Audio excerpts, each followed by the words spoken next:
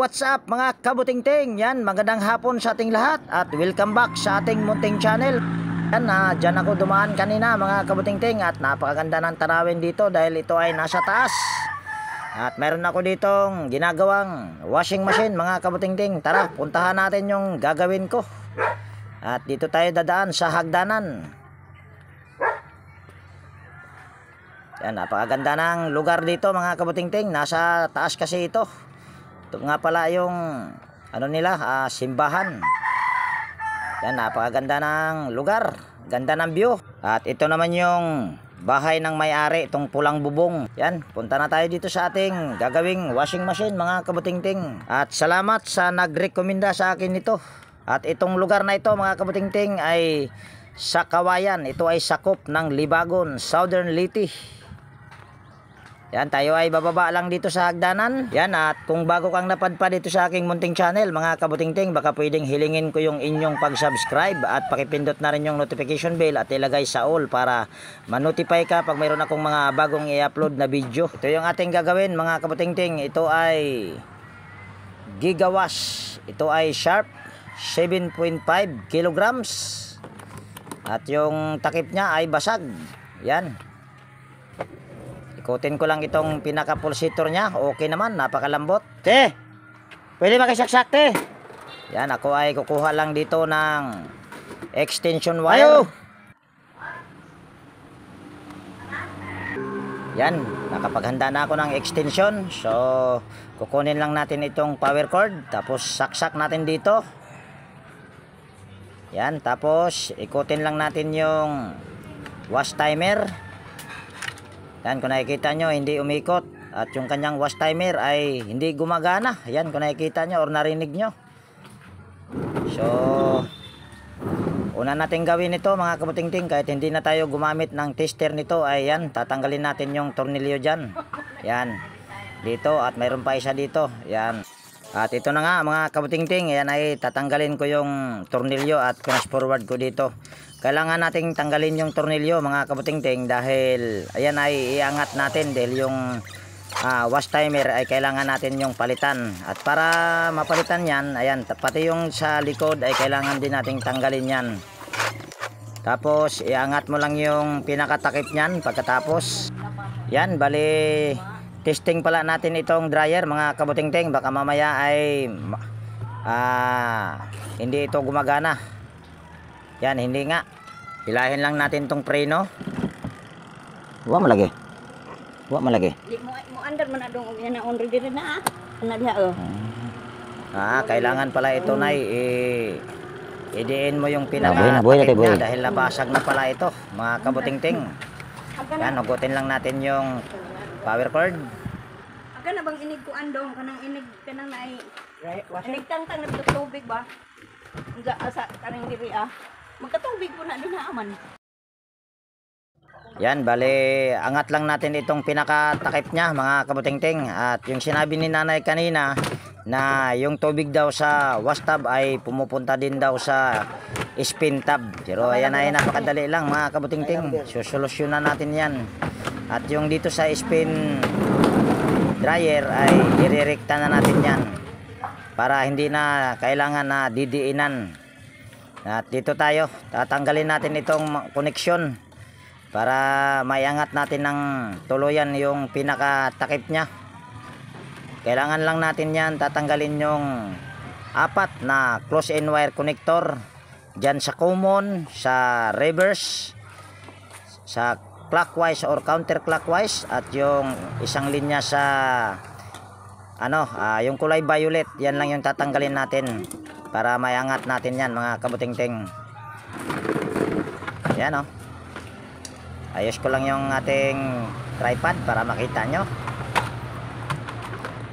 Tapos mamaya ay papalusot lang natin yung pinaka kable para sa dryer, yung pinaka niya, hilahan. Nabubulol pa. Ibig kong sabihin mga kabutingting, yung kable para sa preno. Pag iangat mo siya ay magpipreno siya. Pero pag isarado mo ay lalayo yung preno. At iayos ko lang dito yung tripod or yung camera natin para makita nyo yung aking gagawin. At sunod natin gagawin mga kabutingting ay tatanggalin lang natin yung pinaka tatlong tornilyo dyan para mabaklas yung pinakatakip ng ito, yung kulay black o ano bang kulay dyan, kulay gray. So yan lang. Sunod ay fast forward ko lang ito mga kabutingting.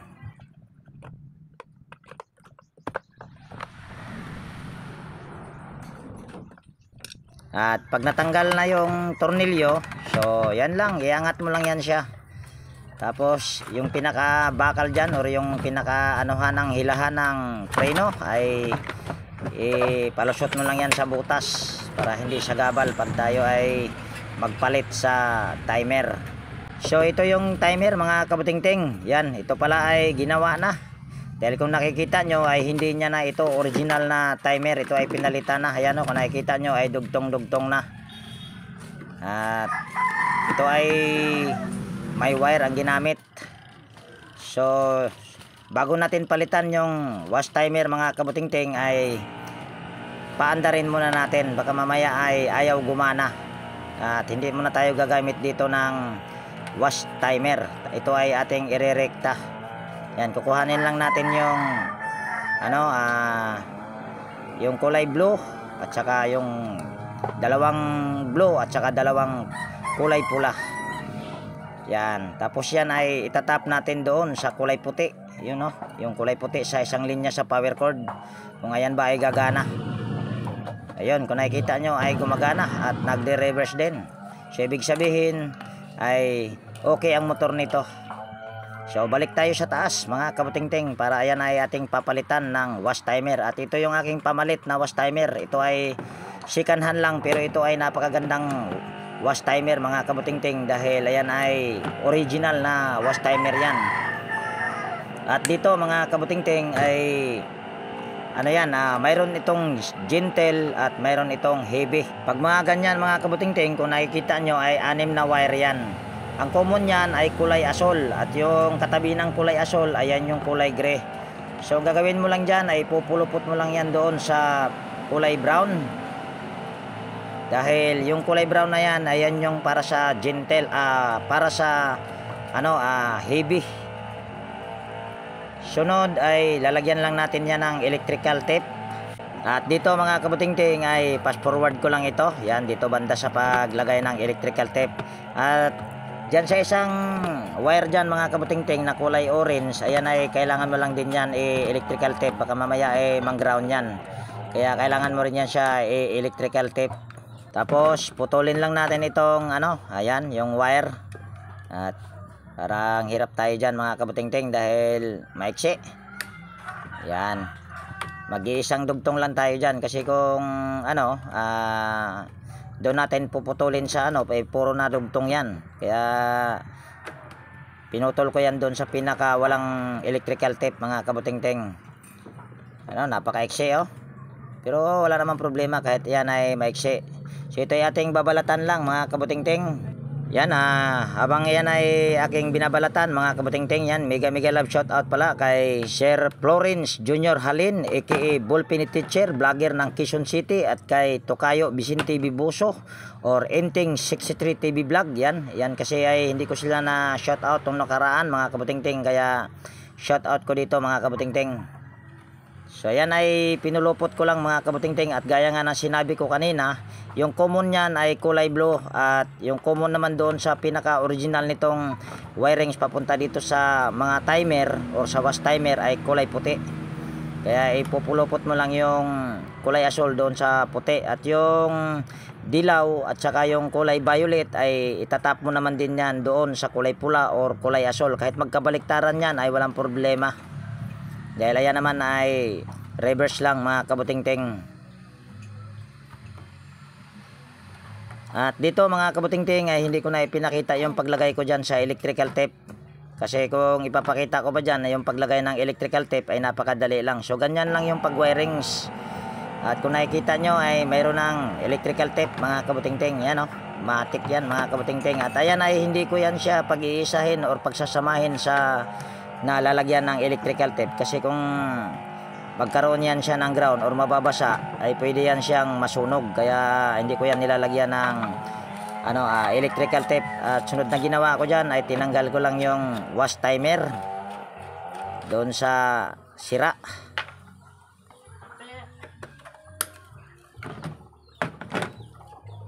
At kailangan kong tanggalin itong mga kabutingting, lahat ng tornilyo dyan sa pinagkabitan ng wash timer dahil napakahirap tanggalin yung knob or yung wash timer, kaya tinanggal ko lahat ng tornilyo.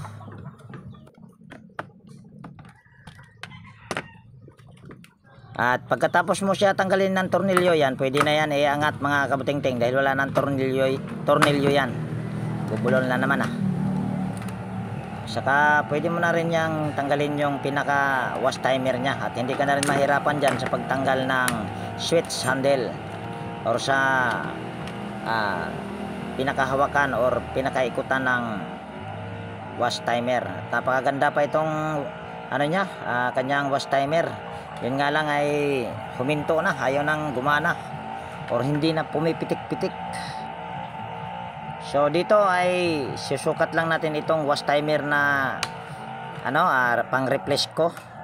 Yan. Kaso ay mahaba yung pinaka-tornilyo nito mga kabutingting at hindi maipasok. So ang gagawin ko lang diyan ay puputulan ko lang yan. Yung pinaka-tornilyohan niya. At itong wash timer na ipinalit ko mga kabutingting ay napakaganda nga nito. At ito ay kung mapanood ito ng may-ari, ito ay may warranty sir. Yan. Yan medyo mahirap kaya gagamit tayo ng side cutter dyan para yan ay ating puputulan kasi mahaba.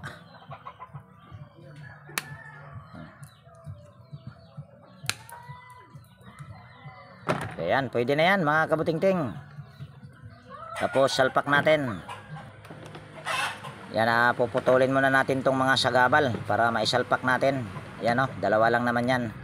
Tapos dito rin sa kabila, babawasan din natin yan. Tapos try natin kung ito ba ay magkasya na. Kaso hindi rin magkasya mga kabutingting.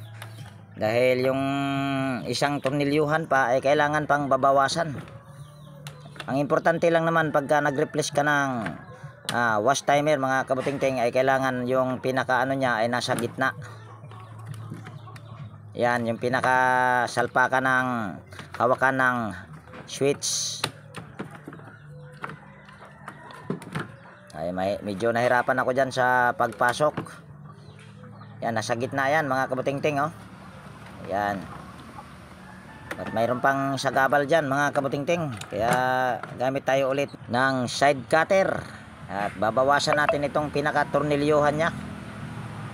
Yan.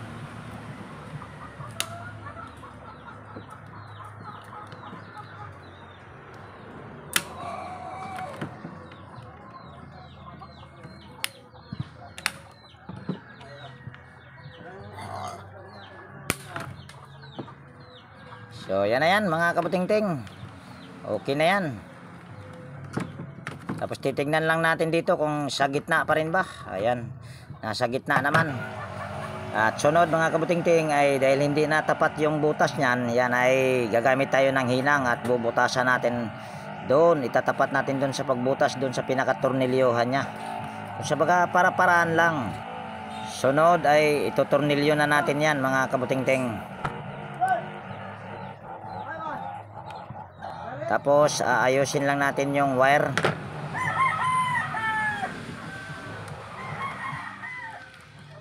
Para ayan ay para hindi kalat, ayan lalagyan natin ito ng electrical tape.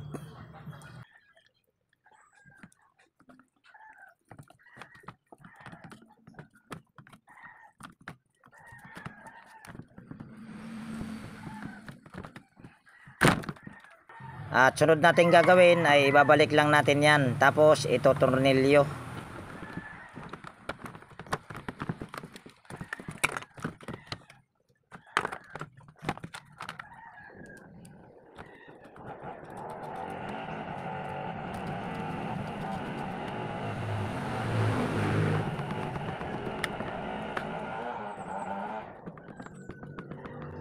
At pagkatapos itornilyo, yan, ayusin lang natin yung wire. Yan, iipit lang natin yan dyan.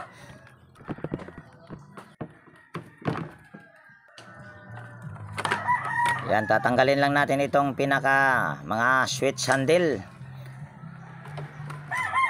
Tapos ibabalik na natin itong pinaka-takip ng wash timer. Yan, dito sa pinaka-ilalim niyan, itong kulay black or kulay gray yata kulay nito. Yan. Ayos ko lang yung aking tripod. At sa sunod ay yan, tutornilyo lang natin yan. 3 tornilyo lang yan dyan mga kabutingting. At siguraduhin lang natin na pag itutornilyo mo yan, yung kulay dilaw na kable para sa drain ay hindi maiipit. Dahil pag naiipit yan, hindi yan siya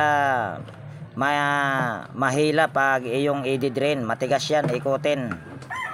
Kasi pag naipit yan, kaya kailangan mo yan siyang ayusin.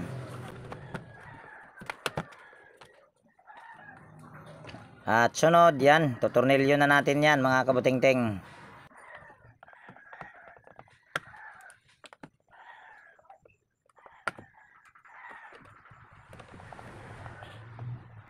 So yan, tapos na. Tapos ayan ay ayusin lang natin yung ano, yan, tatakip na natin yan. At gaya nga ng sinabi ko, ay yung yung dilaw na yan para sa hilahan ng drain ay kailangan hindi yan maiipit. Dahil pag naiipit yan ay mahirap yan na maikot yung pinaka drain selector nya. Tapos yan, ibalik lang natin yung takip. At kailangan pag mga ganyan mga kabutingting ay dahan-dahan lang dahil yung mga plastic ngayon ay ano na, malulutong. Kaya dahan-dahan lang, baka mamaya mabasag. At sunod ay ayos ko lang yung aking tripod. Lalayo ko lang ng konti para makita nyo yung sunod kong gagawin. So dito ay inayos ko lang yung pinaka ano nya, yan, takip. Kasi parang may umangat dito banda sa harapan. At dito ay sasalpak na natin yung pinaka ano nya, yan, pinaka switch handle. Yung pinaka ikutan nya. Or yung pinaka hawakan sa wash timer pag iikot.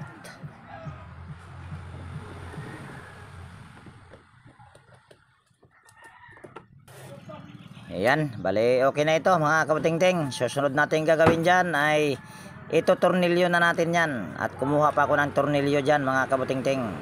So dito mga kabutingting, yan, pinas forward ko itong pagbalik sa mga tornilyo paikot.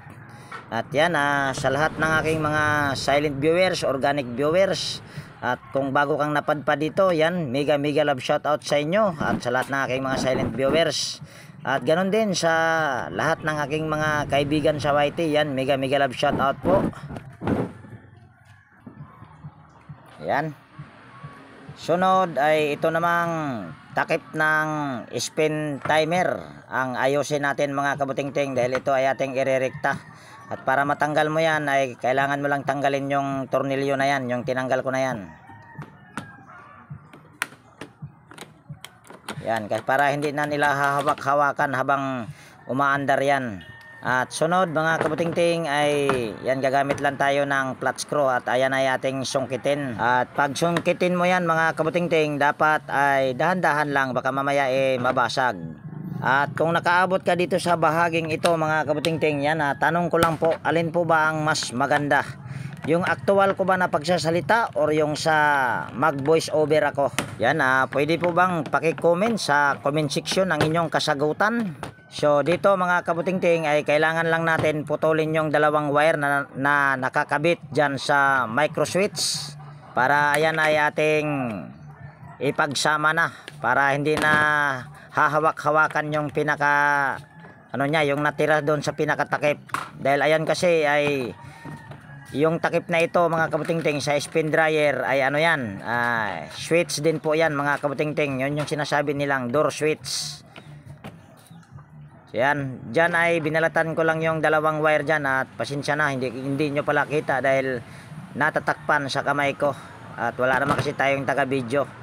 At pagkatapos mo yan dyan na balatan, yan ay sama mo lang yan, tapos lalagyan ng electrical tape.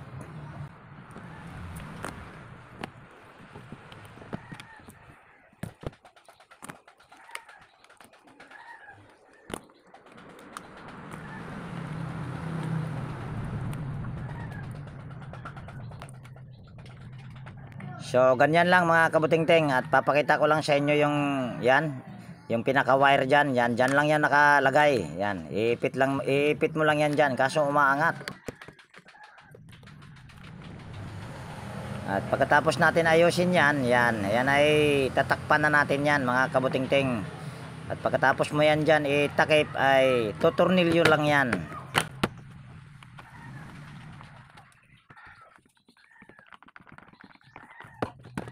So ito yung sunod natin gagawin mga kabutingting. So ito ay kailangan na nating i-wirings ulit, at yung pagwa-wirings dito mga kabutingting ay hindi ka malilito or maliligaw, dahil isusunod mo lang yan sa kakulay. At dito sa bahaging ito mga kabutingting ay pinas forward ko ito. At gaya nga ng sinabi ko ay hindi ka dito maliligaw. Isusunod mo lang sa magkaparehas na kulay. Sunod ay lalagyan mo lang siya ng close-in wire connector. Tapos iipit mo sa side cutter. At sunod ay titignan lang natin kung ayan ay okay na. At dito ay ititesting natin yung spin dryer. At atras ko lang yung aking tripod. Yan, dahil mayroon na akong extension dyan. So yan, saksak lang natin yung power cord. Kaso ano bang nangyari sa ano na yan, plug. Yan, okay na yan. Yan, saksak lang natin.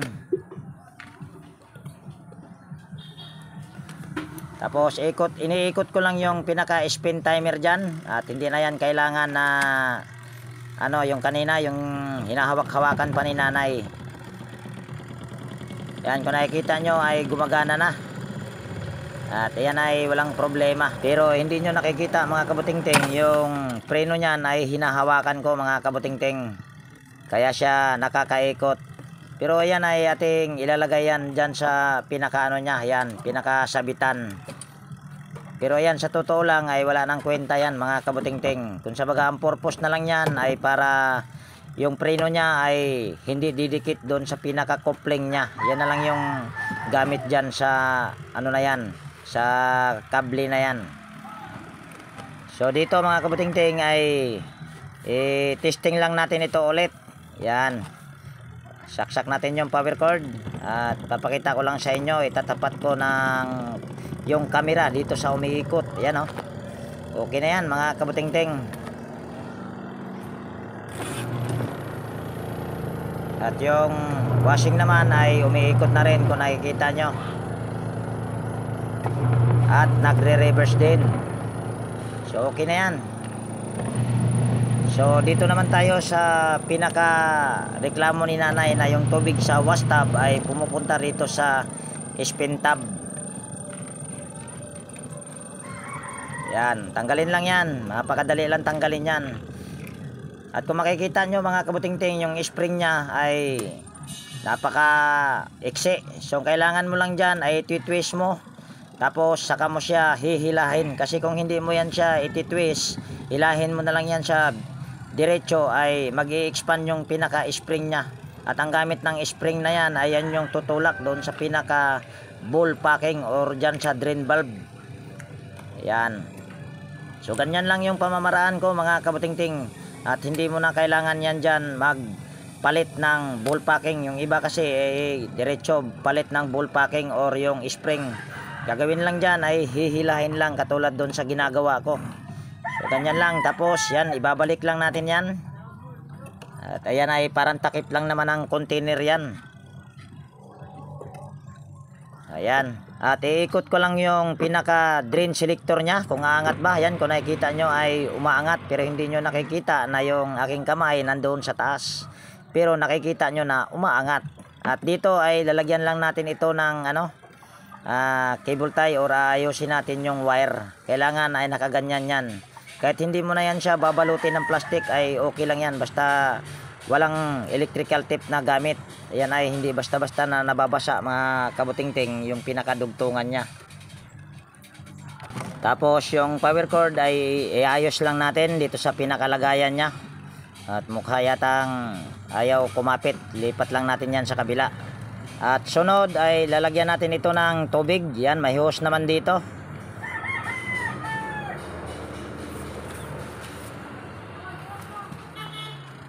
Yan. Ang problema nito mga kabutingting ay ayaw tumagas yung tubig. Wala kasi sa bundok itong ganitong klaseng hose. Kaya ayaw tumagas o ayaw lumabas yung tubig. Kagwang talaga. Yan, bali ayos ko lang yung aking tripod dito. Yan, bali lapag ko lang dito sa bandang dryer para kita nyo. Ayan, bubuksan na natin yung pinakalagayan niya. Kaso ayaw tumagas mga kabutingting. Yan, kung nakikita nyo, walang tumatagas na tubig. So ano pa ako mga kabutingting, tawag ko muna yung katulong dito or yung labandera nila. So ayan na mga kabutingting, ito na yung labandera nila or katulong. Yan si nanay, yan tumatagas na. Yung hose kasi na yan wala sa bundok yan mga kabutingting, kaya hindi alam na inteng. Kagwang talaga. Yan, padadamihin lang natin ng tubig yan mga kabutingting para makita nyo na wala itong tagas. Yan na, alam mo to. Yan, tanawa diha, og nababawin mo awas.